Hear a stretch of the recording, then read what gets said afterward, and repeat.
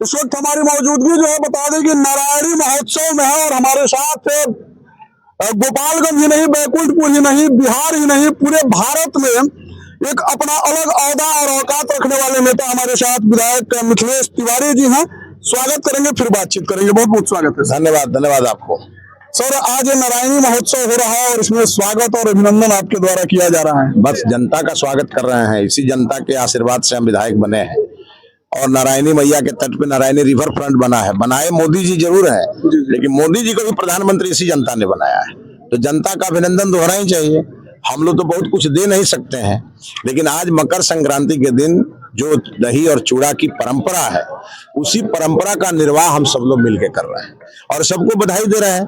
क्योंकि आज शाम के बाद जब भगवान भास्कर जब मकर राशि में प्रवेश करेंगे तो आप सब जानते हैं कि शुभ कार्य शुरू हो जाएंगे और सभी लोगों का भाग्योदय होगा। तो नारायणी नदी के तट पे करने का मतलब ये है कि ये वही जगह है जहां किसी न साल में एक बार जरूर नारायणी मैया छूने के लिए यहाँ आती। ठीक है, अभी थोड़ा गर्मी का मौसम अब आ रहा है तो नदी थोड़ा सिकुड़ती जाती है, लेकिन हमारा यह जो गंडक नदी है, जिसको नारायणी नदी कहते हैं, इसमें सालों भर गंगा से ज्यादा पानी रहता है। और ये वो नदी है जहां भगवान विष्णु 2 बार और भगवान श्री राम 1 बार आकर के इस नदी को वरण किए। इसीलिए इसका महत्व है। कहा जाता है कि अगर गंगा पाप नाशनी है तो नारायणी मोक्षदायिनी है। ये महत्व है इसका।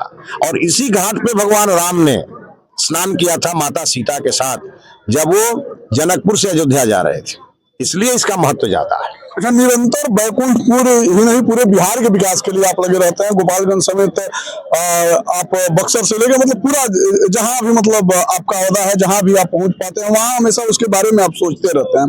जैसे कि आपने बताया कि आज से मतलब भाग्योदय होना मनुष्यों का शुरू हो जाएगा। बैकुंठपुर का क्या भाग्योदय होगा इस नारायणी के तट से? आज कुछ नया लेकर आने भाग्योदय न है कि यहाँ भाजपा का कमल खिला है।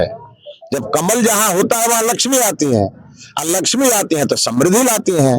इसके पहले यहाँ एलईडी जी के युग में लालटेन जलता था, लालटेन बुझ गया और कमल खिल गया। यही तो भाग्योदय है बैकुंठपुर का। अच्छा, जैसे कि ये नारायणी महोत्सव जो है पहले नहीं होता था, लेकिन जब होने लगा, इसमें आपका क्या क्या योगदान था और क्या कुछ इसको ग्रैंड तरीके से और इसको क्या बेहतर बनाया? देखिए, मैं 2015 से 2020 में जब विधायक था तो 2018 में मैंने नारायणी महोत्सव की शुरुआत कराई।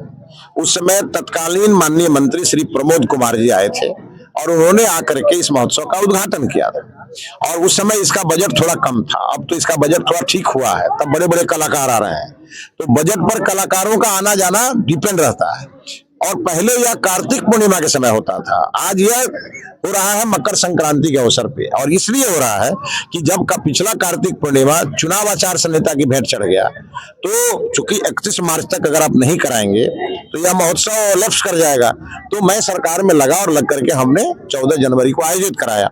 अब आज यहाँ सभी यहाँ बैकुंठपुर के वासी हैं, सो आकर के दही चूड़ा खा रहे हैं और वहां जाएंगे तो एक से एक भजन भगवान शंकर का सुनेंगे, माता नारायणी का सुनेंगे। और आज से जब खरमास खत्म हो रहा है और शुभ कार्य शुरू होंगे कल से, तो सब लोगों की जिंदगी में खुशी का वातावरण तो होना ही ना चाहिए।